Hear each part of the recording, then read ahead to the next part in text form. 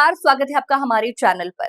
पहलगाम हमले के बाद भारत की तरफ से उठाए गए कदम पाकिस्तान पर भारी पड़ रहे हैं। पड़ोसी देश घुटने पर आ गया है। पाकिस्तान को बांधों में लगातार कम पानी के स्तर के कारण खरीफ सीजन में मुश्किलों का सामना करना पड़ रहा है।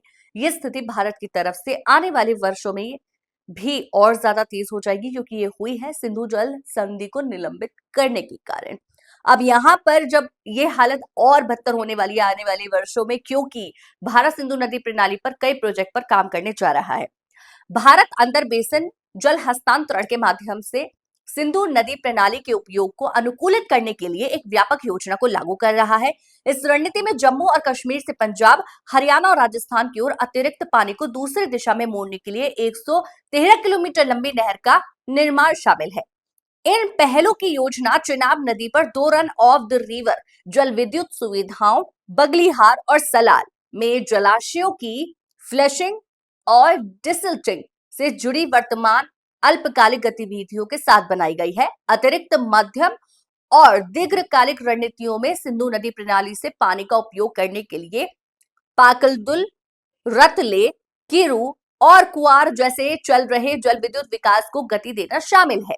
अल्पकालिक उपायों से परे भारत अब सिंधु नदी प्रणाली को अपने लाभ के लिए प्रभावी ढंग से उपयोग करने की एक बड़ी योजना पर काम कर रहा है।